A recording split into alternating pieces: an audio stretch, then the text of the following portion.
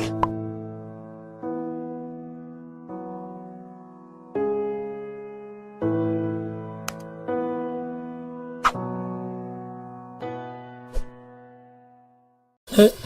반갑습니다. 다크호스TV의 다크호스입니다. 오늘 직장인 경제적 자유를 위한 재테크 마인드 변화 강의 주제입니다.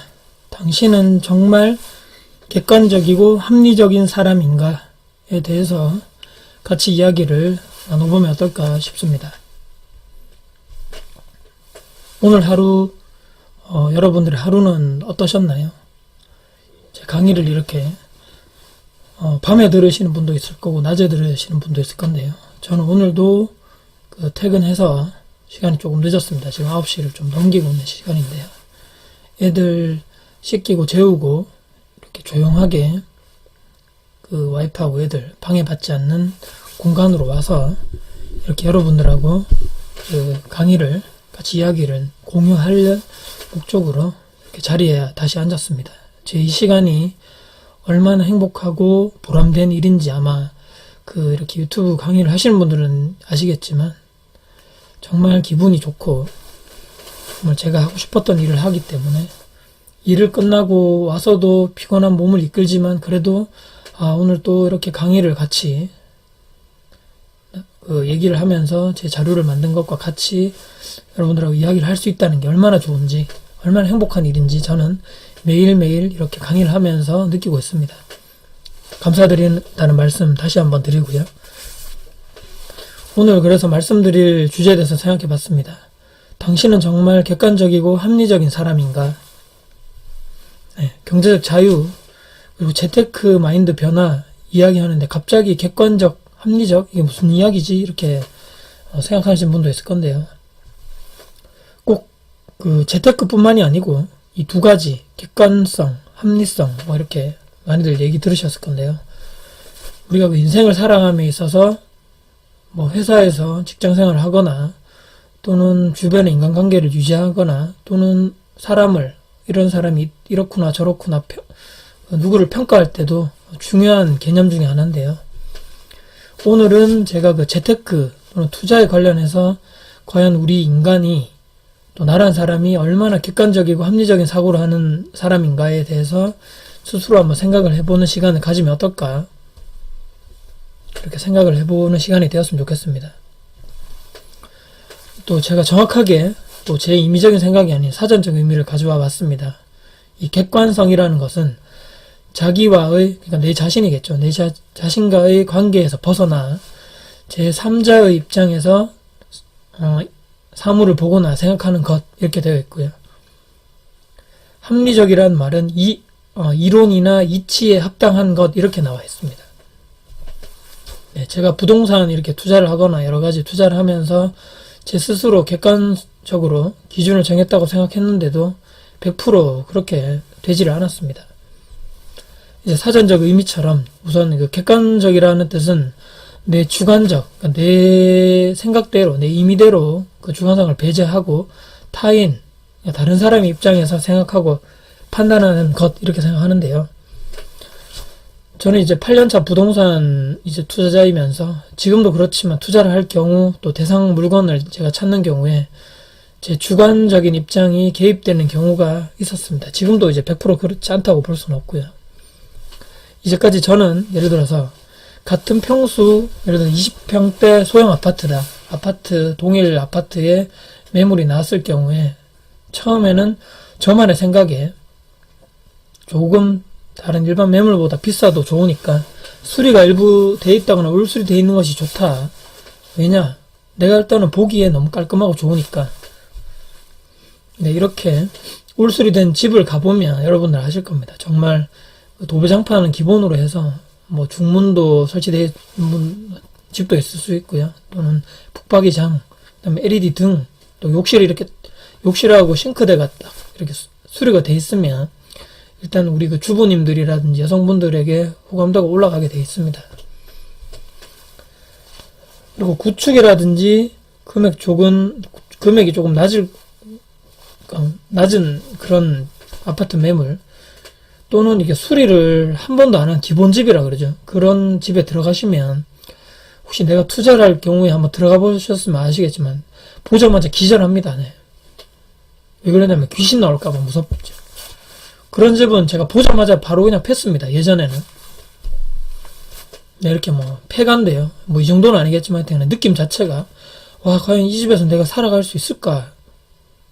그런 생각하면서 바로 그냥 내 투자에 대한 매물들 그 리스트에서는 바로 그냥 삭제입니다. 네. 제가 몇 년 전에 하지만 이 생각이 완전히 바뀌었습니다. 몇 년 전부터. 어떻게 해요? 방금 그 봤던 그 폐가 있잖아요. 수리를 안 한 금매를 잡자. 네. 특히 한 번 수리한 집 말고 한 번도 수리 안 한 그런 아파트.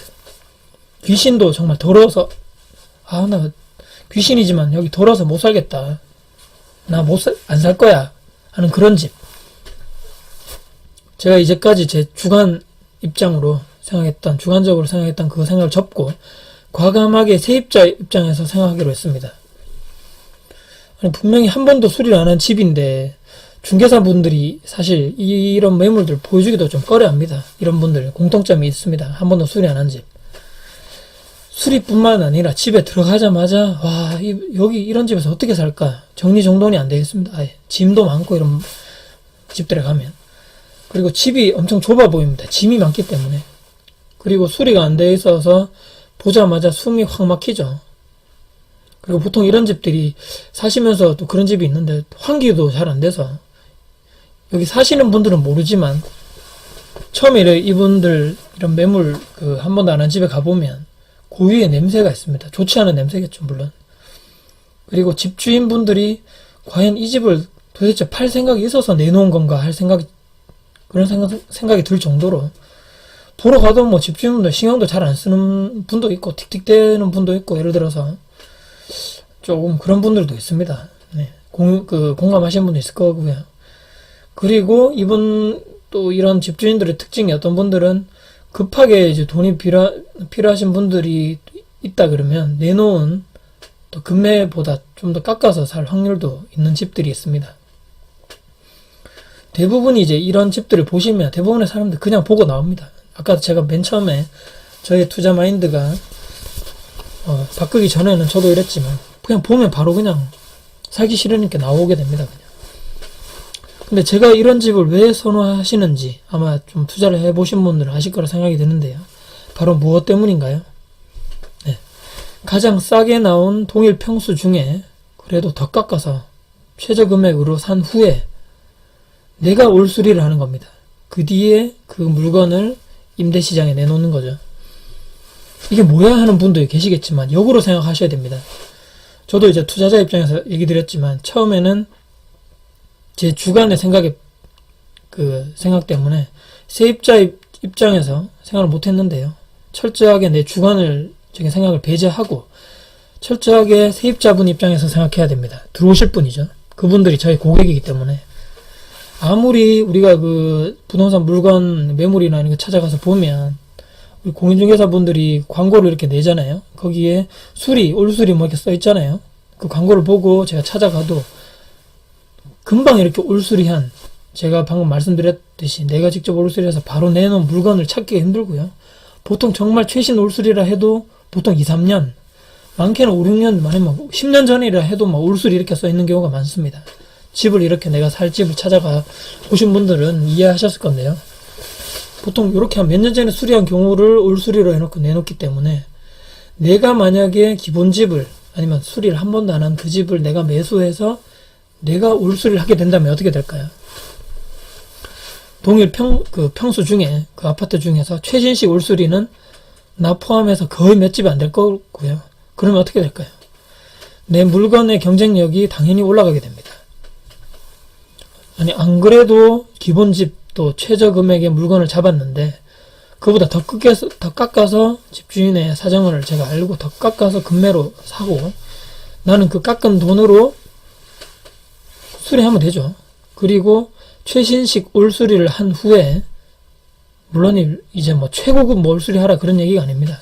최신식의 그 트렌드에 맞게 가장 가성비 좋게 올수리를 한 다음에 가장 비싸게 세를 받으면 됩니다.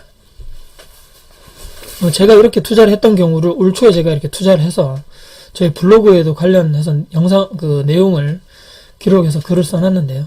올수리를 하면 역시나 다른 타 매물들에 비해서 경쟁력이 생기는 것은 당연합니다.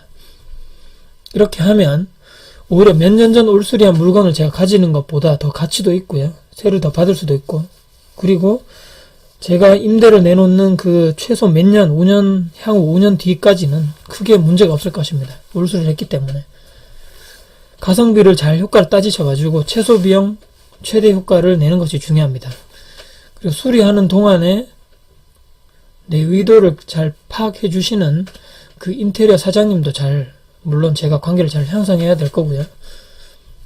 내가 셀프로 그러니까 할 수 있는 부분도 있을 거고요. 그런 부분을 미리 이 인테리어 사장님과 협의를 해서 상호 존중해 가면서 수리를 진행해야 될 것입니다. 최종적 목표는 내 물건의 가치를 상승시키는 게 내 목적이고요. 물론 신경 쓸 게 많죠. 수리를 하게 될 경우이기 때문에 예상보다 견적이 더 크게 나올 수도 있지만, 하지만 최종적으로 내 물건의 가치가 상승하게 되는, 그래서 임대를 내놓는 그 과정, 남의 돈 벌기가 쉽지 않다는 거 다들 아실 겁니다. 그래서 투자에 있어서 객관성이란 말은 주관적인 입장을, 나만의 입장을 배제하고 철저하게 세입자, 그 고객의 입장에서 바라보자. 그들의 입장에서 생각하자. 이렇게 해서 이해하기 쉽게 제 투자 경험담을 통해서 저의 최근에 그 마인드가 변하게 된 사항을 철저하게 이제 저는 객관적으로 세입자 입장에서 이제부터 생각을 하게 됐다. 이렇게 제 투자 경험을 통해서 말씀을 드렸습니다. 부동산 투자에 있어서 객관성이란 것이 정말 딱 한 끗 차이라 생각하고요. 그런 생각을 하시는 분들이 투자자 입장에서 성공할 것이라고 저는 확신합니다. 그래서 의외로 객관성보다는 내 주관적 입장이 더 중요하신 분들이 많습니다. 예를 들어서 다가구주택, 저도 이제 다가구주택 운영하지만 그 관리하시는 분들 중에 다는 아니겠지만 나이가 좀 있으신 분들 중에 이런 생각을 많이 하십니다. 왜 이리 요즘에 원룸 구하러 오는 사람들이 없지? 예전에는 그 찾는 손님도 많았는데 이 정도면 방도 깨끗하고 관리도 나는 어느 정도 한다고 생각하는데 왜 이렇게 사람이 없나 모르겠어. 제 주변에 다가구주택 운영하시는 분들 중에 이런 생각하시는 분들이 정말 많은데요. 근데요, 건물 주변에 딱 가보면 방 상태라든지 주변에 가보면, 또는 제가 연락을 자주 하는 그 공인중개사 분들의 이야기를 들어보면 이런 말이 좀 그렇지만 전혀 아니올시다 입니다. 무슨 이야기냐면요, 그 건물 주변에 가보면 쓰레기가 막 굴러다닙니다. 담배꽁초도 굴러다니고 전단지도 굴러다니고요. 이게 안 되니까 관리가 안 된다는 생각이 바로 그냥 듭니다. 방은 제가 가보면 대충 그냥 청소만 해두고 냄새는 여전히 나고 있고요. 그 방에 곰팡이가 껴있고, 화장실에 욕조나 이런 데 가보면 특히 싱크대 이런 데도 곰팡이 껴있고, TV도 옵션이 있겠지만 TV도 옛날에 브라운관 TV 있잖아요. 큰 거 LED TV도 아니고 예전 거고, 등은 또 필라멘트 타입입니다. 예전에 등 어두운 이런 스타일이고, LED 등도 아니고. 세입자분들이 또 불편하다고 좀 고쳐달라 이런 분들이 이런 게 있으면 잘 안 해주시는 분들도 많습니다. 틱틱대면서 갑질한다 그러는데, 물론 요즘에 이제 세입자분들이 더 갑이라는 얘기를 많이 하죠. 워낙 이제 공급이 많기 때문에. 벽지도 보면 예전에 막 꽃무늬 스타일 있잖아요. 꽃무늬 스타일. 그리고 옵션 상태도 방금 얘기 드렸지만 별로고, 옛날에 좀 오래됐던 것들. 그리고 옥상 가보면 바로 나옵니다. 답이. 담배꽁초가, 물론 세입자들 담배 피시로 이제 위에 가지만 담배꽁초 그냥 바닥에 막 흥건합니다. 내가 관리를 안 하기 때문이죠. 그리고 또 복도 벽이라든지 이런 거 보면 창문 틀에 먼지가 꽉 끼어 있죠. 복도에 전단지, 문에 전단지가 꽉 쌓여 있고 붙어 있고, 보이시겠지만 꽃무늬 벽지, 깜짝 놀라시겠지만 이런 분들을 하시는 분들 많습니다. 아직도 담배꽁초가 여러 군데 막 건물 주변이나 옥상 나돌아 다니는, 관리가 안 된다는 느낌 바로 받을 수 있고요. 집 상태가 이렇게 관리가 안 되고 먼지가 꽉 있는 이런 방들도 많습니다. 아직까지. 자, 그분들은 어떻게 생각하고 있냐? 내 생각에, 내 주관적 생각에 이 정도면 관리 잘하고 있지 이렇게 생각하죠. 주관적인 생각을 하시는 분들, 시대가 바뀌고 트렌드도 바뀌고 세입자 스타일도 바뀌는데 본인의 내 주관만 앞세우고 내 자신만 예전 그대로인 임대 임차 문화가 계속 바뀌어가고 있는데, 변화에 적응하지 못하면 살아남지 못합니다. 지금 이렇게 불평불만만 하고 있고 세월 한탄, 신세 한탄만 하고 있을 때가 아닌 거죠. 내가 정말 객관적인 사람이고 투자를 함에 있어서 객관성을 유지하는지 이것 자체도 객관적으로 내 자신을 평가해야 된다 생각합니다. 자, 이제 두 번째 합리성에 의한 이야기를 해볼 건데요. 아까 사전적 의미 기억하시나요? 이론적이나 이치에 합당한 것이 바로 합리적인데요. 나는 과연 합리적인 사람인가? 스스로 잠시 한번 생각을 해보는 시간을 가지면 좋겠고요. 합리적이란 말이 사전적으로 상당히 포괄적입니다. 이론이나 이치에 합당한 것이라는 게요. 저는 투자, 그것도 부동산 투자에 있어서 한번 적용해 볼까 합니다. 내가 지금까지 투자를 하면서 과연 합리적으로 투자를 했느냐, 또 그렇게 해왔고 또 그렇게 하고 있는가, 앞으로도 할 것인가? 답은 이제까지 합리성이 많이 부족했지만 저 스스로 지금 생각해보면 조금씩 합리적으로 되어가고 있다, 채워가고 있다. 저는 이렇게 제 스스로를 평가해 볼까 하는데요. 합리적인 투자가 무엇인가요? 막연하게 그냥 무조건 돈을 많이 번다, 아니면 최소 비용으로 최대 이익을 낸다, 또는 안전하게 투자하는 게 합리적인 거다. 이렇게 여러 가지로 정의할 수 있을 건데요. 부동산 투자에 있어서 합리적으로 하자, 즉 이론과 이치 합당하도록 하자, 이 말을 저는 이렇게 해석할까 합니다. 투자에 있어서 이론과 이치는 사람마다 다를 것입니다. 그리고 본인만의 이치, 이론이 없는 사람이 합리적이지 합리적이지 못한 투자를 한다, 저는 이렇게 생각을 하고요. 투자를 하기 위해서 합리적이라는 말은 나만의 이론과 원칙이 성립되기 위해서 수많은 노력과 시간이 필요한 것이 당연하다고 생각하고요.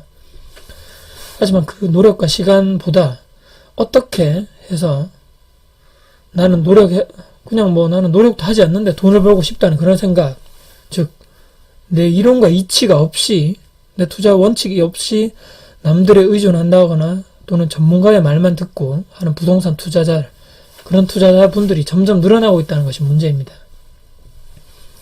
투자에 있어서 모든 것을 책임지고 모든 것을 결정하는 것은 다른 사람이 하는 바로 내가 하는 것입니다. 절대로 다른 사람이 할 수 있는 게 아니고요. 그럼에도 주변의 전문가들 말만 듣고 그냥 내 돈에 몇십만 원이 아닙니다. 수백, 수천, 수억을 투자하는 사람들이 엄청나게 많아집니다. 물론 돈을 벌 수도 있죠. 하지만 이것이 과연 올바른 투자인가? 저는 잘못된 투자이고 비합리적인 투자 방식이라고 생각합니다. 어떻게 내가 스스로 이해하지 못하고 내가 알지 못하는 채로 그렇게 큰 돈을 투자할 수 있다는 말입니까? 예전에 저도 분양권이라든지 갭 투자, 월세, 상가, 경매 등등 많은 방법을 투자해서 실전 경험도 있지만 이론적 지식이 낮은 정말 얕은 시냇물 같은 그런 깊이가 없던 투자 방법은 정말 비합리적인 투자 방법입니다. 몇 년 전부터 저는 생각이 바뀌었습니다. 내 투자는 내가 결정하고 내가 책임진다. 그러려면 반드시 나만의 투자 원칙이 있어야 된다, 이렇게 생각하고요. 누가 뭐라 해도 지킬 그런 원칙, 그렇다고 해서 맹목적으로 제가 아집이 있다거나 고집이 있다 이런 말이 아닙니다. 이것은 태풍이 와서 비바람이 세차게 불어도 쓰러지지 않는, 유하면서도 오히려 강한 갈대처럼 뿌리부터 강해지기로 안 먹었습니다. 죄송합니다. 저만의 원칙이, 내 투자 원칙이 생기니 투자를 함에 있어 확신이 생겼고요. 내 투자와 이치가 어느 정도 자리 잡고 그에 따라 투자를 하게 되는, 그리고 내가 모든 것을 결정하고 내가 모든 것을 책임지는 합리적인 투자로 투자자의 길로 가고 있는 중이라 생각하고요. 물론 이제 모든 투자가 다 성공하고 다 돈을 많이 번다 이런 보장이 없습니다. 하지만 중요한 것은 후회는 하지 않는다. 왜냐? 내가 결정했기 때문입니다. 어느 지역 찍어달라, 어느 지역 사면 오르냐, 여기가 계획이 적은데 지금 들어갈까, 무조건 서울 투자해야 된다, 또는 무조건 역세권이 이제 볼 필요도 없어. 투자를 남들에 의존해서 남들 말에만 집중해서 내 사상과 원칙이 전혀 없는, 이게 과연 올바른 투자가 맞는지 생각을 해봐야 될 거고요. 내 성향에 맞고 내 주관과 철학이 있는 나만의 투자 원칙을 세우는 것이 가장 중요하다고 생각합니다. 오늘 제가 두 가지 말씀 부동산 투자에 있어서 같이 말씀드려봤는데요. 투자를 함에 있어 과연 내가 객관적이고 합리적인가? 네, 이렇게 정리하면 어떨까 싶습니다. 내가 아닌 철저한 수요자, 즉 세입자, 고객의 입장에서 생각을 하자. 그리고 내 원칙을 우선 정하자. 많은 시간이 필요하고 많은 공부가 필요하겠지만 냉정하고 철저하게 내가 우선적으로 해야 하는 그 일을 먼저 정하자. 다가구주택 운영 방법에 대한 카페 글, 블로그 글 또는 부동산 관리 글 또는 관련 책들, 오프라인 모임이라든지 유튜브 영상 등등 공부를 해야 됩니다. 알고 변화해야 될 것이고요. 나만의 합리적인 투자를 위한 투자 원칙 만들기 또는 수많은 분야의 멘토들의 책이라든지 강의라든지 영상을 보고 그들의 글을 정독을 하는 등등 방법은 무궁무진합니다. 시간이 없다, 방법을 모르겠다, 못하겠다 이런 핑계는 이제 쓰레기통에 폐기 처분할 시간입니다. 내 투자 마인드가 바뀌지 않는다면 좋은 책, 좋은 강의를 아무리 많이 듣고 보고 해도 모래성과 같이 무너지게 되어 있습니다.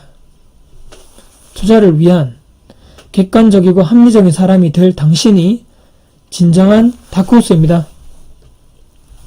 네, 오늘 이렇게 마무리하려 하고요.